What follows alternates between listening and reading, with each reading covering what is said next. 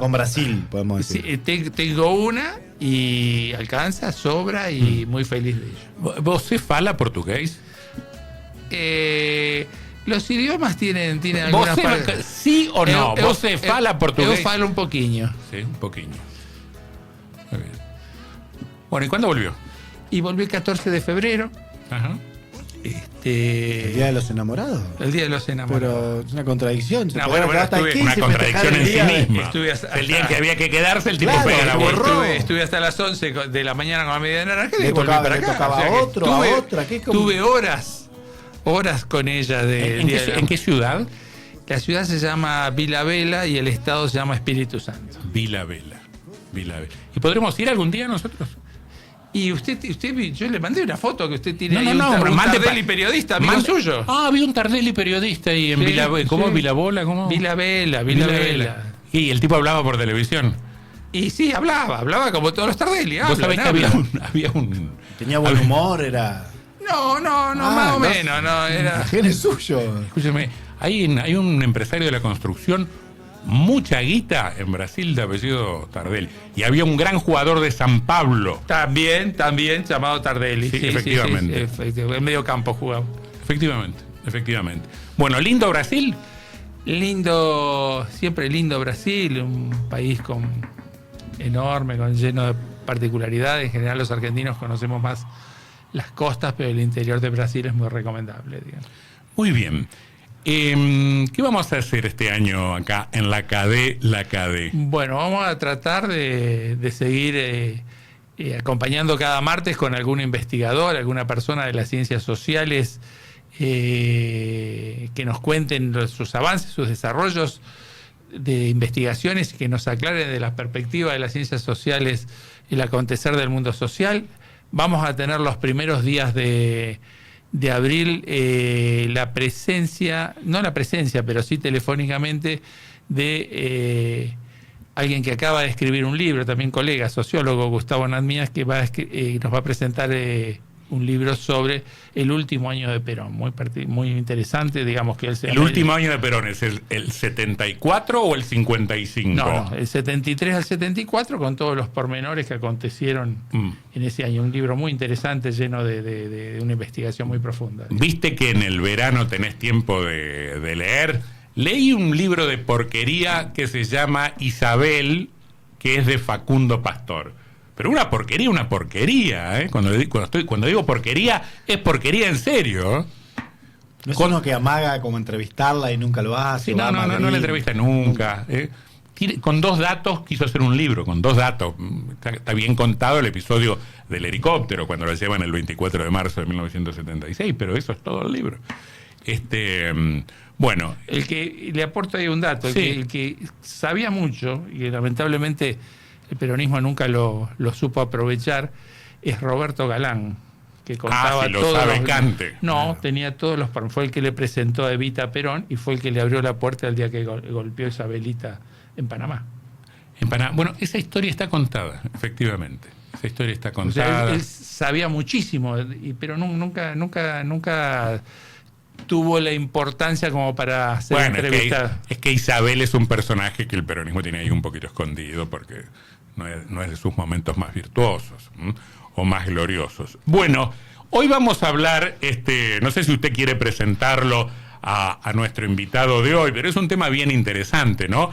El de los ganadores y los perdedores en el tiempo de Milei en la Argentina. Usted va a tener la suerte de contar con un entrevistado que forma parte de una consultora de Santa Fe y que es un trabajo muy valioso que nos permite conocer aspectos hoy en debate en las noticias del mundo.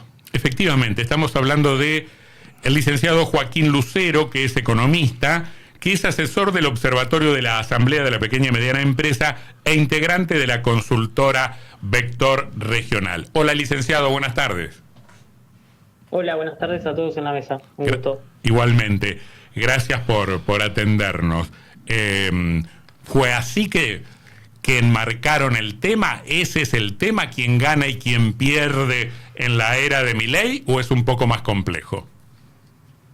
No, efectivamente, lo que nosotros intentamos hacer en este informe, que se llama Ganadores y Perdedores del Nuevo Económico, un cambio estructural en ciernes, es entre interrogantes, es un poco, con datos de la coyuntura, pararnos y mirar un poco más en el largo plazo, qué implica que los sectores que nosotros indicamos como ganadores y los que indicamos como perdedores sean efectivamente esos, y qué implicancias tiene para el funcionamiento de la economía en el futuro de permanecer esta distribución de los beneficios, ¿no?, del nuevo modelo económico. La idea es, con datos de la coyuntura, mirar un poco más allá y ver en qué va a transformar la estructura productiva argentina si esto sigue así. A la pregunta que ustedes se formulan, o sea, si hay o no un cambio estructural en ciernes, yo intuitivamente respondería que sí. Si efectivamente hay un cambio estructural en ciernes, la pregunta sería, ¿desde dónde hacia dónde? Bueno, para enmarcar un poco lo que nosotros hablamos en el informe, nosotros señalamos que el modelo económico instaurado a partir del 2023 tiene algunas características que son las siguientes. Desde el punto de vista fiscal, equilibrio fiscal, eso siempre fue desde el minuto cero un objetivo principal. Quiere un sesgo restrictivo desde el punto de vista monetario. ¿Qué quiere decir esto? El gobierno controla la cantidad de dinero y la controla de forma restrictiva, es decir, que no se incremente, que no exista emisión monetaria. Existe una apreciación del tipo de cambio real, es decir, un abaratamiento del dólar, por lo menos en buena parte de estos 2 años, y apertura económica, es decir, apertura comercial, desregulación de distintas cuestiones de el plano comercial, tanto para las importaciones como para las exportaciones. Y como último elemento, no existe una postura a favor de las políticas sectoriales, entendidas como la política productiva en sentido amplio. Se ha escuchado decir en varias ocasiones a distintos funcionarios que la mejor política industrial es la política industrial que no existe. Claro. Es decir, el Poder Ejecutivo considera que a partir de estos incentivos macroeconómicos que acabo de mencionar, es como se tienen que manejar los distintos agentes económicos sin que el Estado intervenga de ninguna manera. Ahora, por lo menos que no intervenga alterando los incentivos que generan estas características. Me queda pendiente la pregunta de si esto supone efectivamente un cambio estructural, pero mientras usted hace la enumeración, lo que yo advierto y planteo como pregunta o como reflexión es que no estamos frente a algo que sea absolutamente novedoso en la Argentina, porque ya hemos tenido restricción monetaria, ya hemos tenido apertura comercial, ya hemos tenido en otros momentos atraso del tipo de cambio. Exactamente, sí, efectivamente ha sucedido cuestiones similares, yo no diría que idénticas, en otras etapas de la historia argentina, y nosotros, tratando de responder un poco la pregunta que me haces y que es el interrogante que se plantea también el informe, decimos de que de mantenerse esto, de prolongarse esta gama de incentivos para los distintos agentes de la economía, podemos estar enfrente de un cambio estructural. Todavía no. ¿Todavía no? Pero no, todavía no. ¿Por qué? Prolongarse, porque en realidad lo que nosotros vemos es que dentro de los ganadores de este modelo podemos encontrar al sector agropecuario, al sector financiero, novedosamente al sector energético, entendido como la minería, y a los hidrocarburos, que tienen muy buenas perspectivas hacia el futuro. Encontramos al sector de los hoteles y los restaurantes, que desde nuestra perspectiva este crecimiento, retomo un poco de qué se trata el informe. Nosotros comparamos los indicadores del estimador mensual de actividad económica del INDEC en promedio del 2025, cómo se desempeñaron en el 2025 respecto al promedio del 2023. Y de esa manera, los que crecieron más se indicamos como los ganadores y los que cayeron más como los perdedores.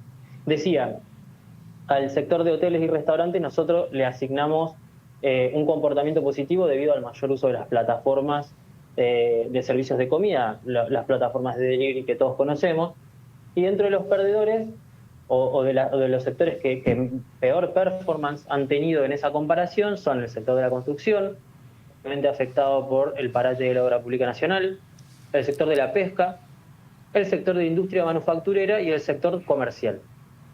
A grandes rasgos, las características que vemos dentro de los sectores ganadores son sectores vinculados a los recursos naturales, su dinámica depende fundamentalmente de su desempeño exportador. Fundamentalmente, nosotros detectamos que hay un optimismo respecto del sector minero y el sector hidrocarburífero por las distintas proyecciones que existen de la demanda mundial de minerales y de energía. Pero ¿qué es lo que vemos? Como vos dijiste, esto no es la primera vez que ha sucedido. Nosotros intentamos, lo novedoso que tiene el informe es que analizamos estos sectores desde el punto de vista del empleo y desde el punto de vista del valor agregado.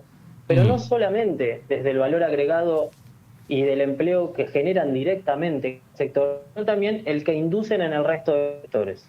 Es decir, a partir de lo que se conocen como técnicas de análisis de insumo-producto, que lo que analizan son las relaciones interindustriales de consumo, lo que podemos detectar es qué tanto tracciona la actividad de un sector el resto de los sectores. Por ejemplo, un caso típico que podemos analizar es una fábrica de autos.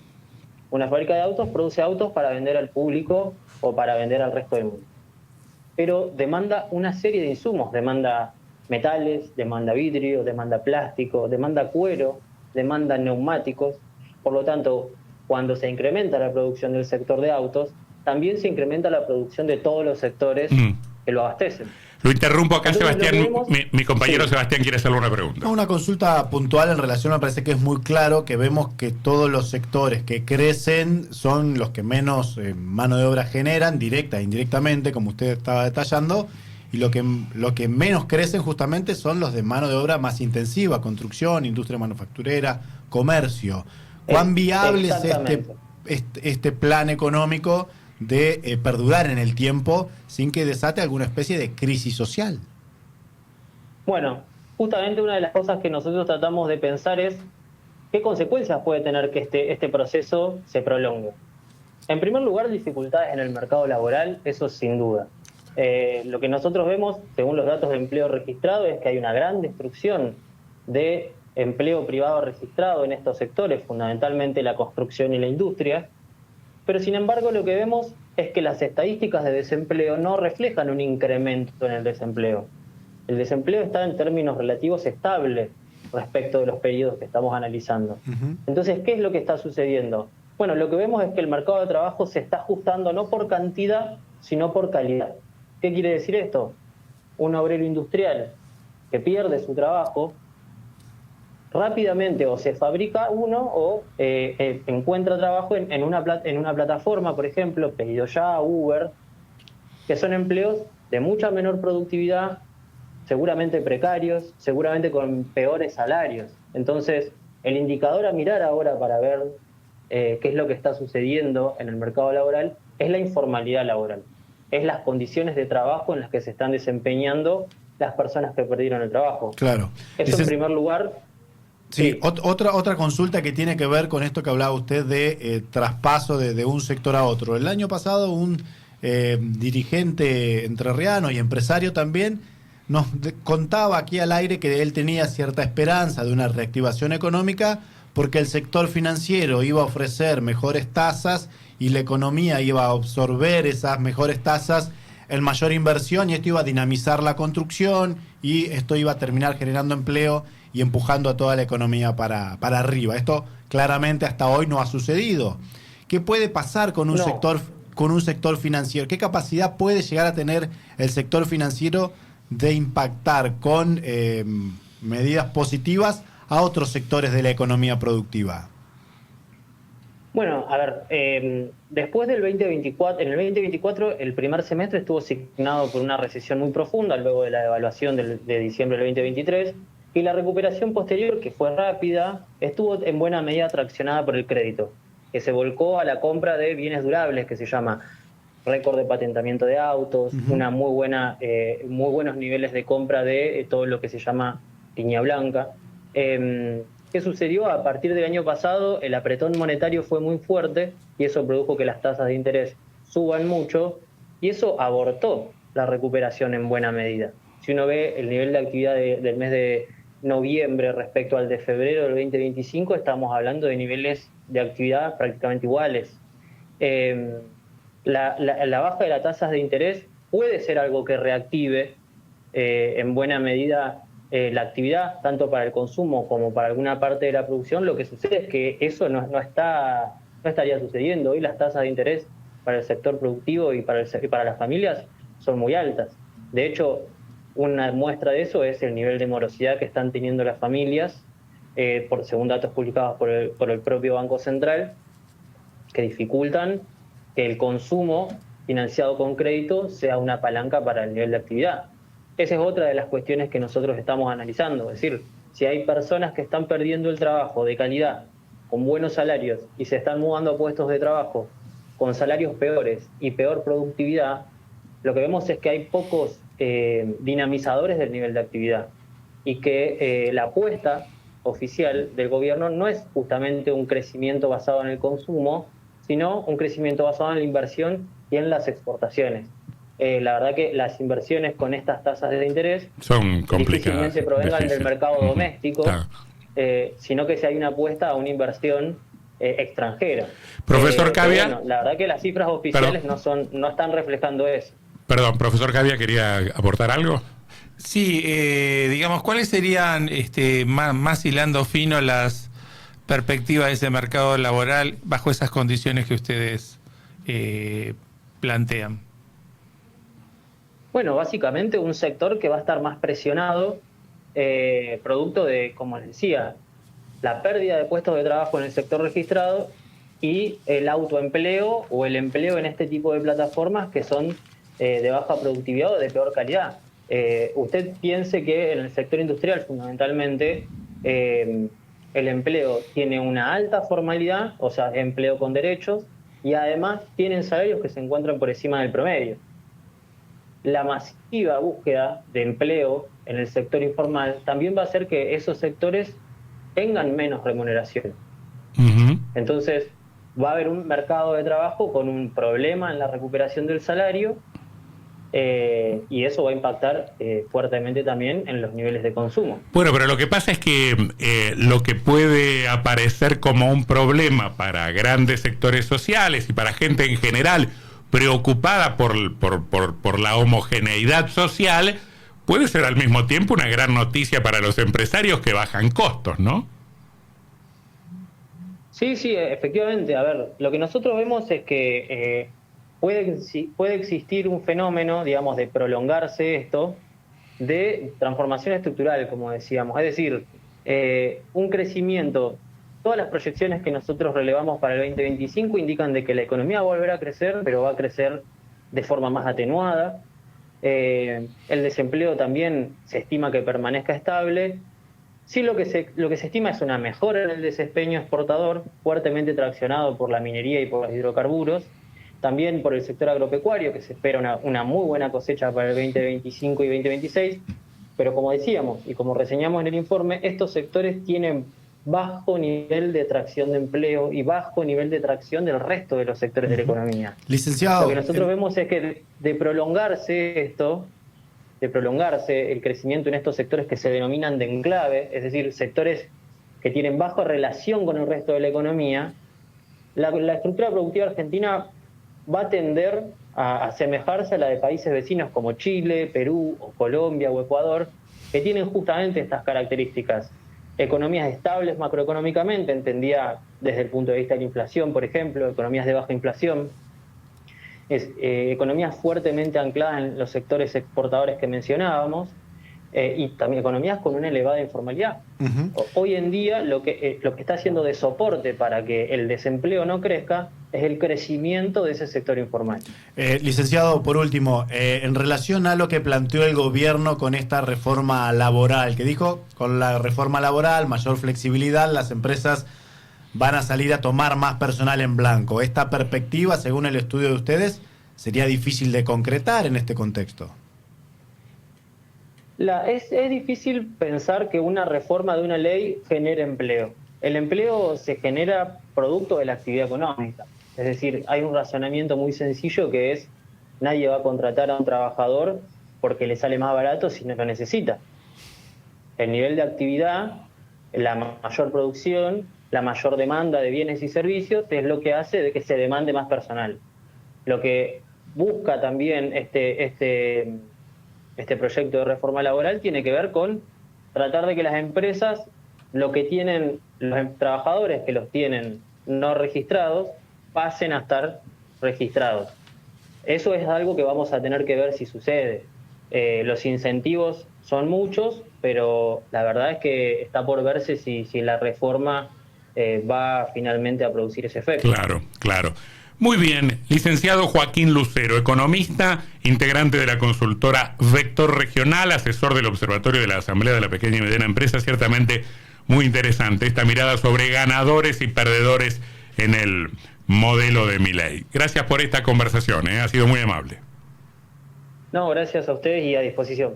Muy buenas tardes. Bien, profesor Cavia, ¿qué me dice? Bueno, me parece que son temas que tienen que ver con la actualidad, el debate público, y me parece que en este caso, digamos, desde la economía se aporta una mirada, digamos, ajena a la política, digamos, que nos permite a través de información y de estudios tener una perspectiva que nos permita tener un diálogo mucho más sustentable. De todos modos, insisto con algo que quedaba dicho por lo menos a medias en una de las preguntas que le hacíamos al licenciado Lucero. Milei podrá ser novedoso, sus modales pueden ser disruptivos, su tono, su modo de vincularse con la sociedad civil podrán efectivamente ser una noticia casi inédita en términos de la convivencia democrática, pero sus herramientas económicas no tanto, ¿no? Si uno repasa, es cierto, nos decía el economista Lucero, las situaciones no son idénticas, pero si uno repasa momentos de la dictadura con Martínez de Oz, que el mercado decida, decía Martínez de Oz, que el mercado decida si quiere caramelos o acero, o determinados momentos del menemismo, o en menor medida, más matizada, durante el macrismo, vimos algunas de estas herramientas puestas en acción, ¿no? Y más que las herramientas en sí mismas, los presupuestos ideológicos, ¿no? Que fundamentaban esta clase de políticas. Así que, bueno, ojalá que esta vez termine de manera distinta, porque las veces anteriores no terminó tan bien, ¿no? No terminó tan bien. La película parece tener el mismo final. Y ¿no? Sí, ojalá que no, ojalá que no. Gracias, profesor Cavia, Lo esperamos el martes que viene. Exactamente.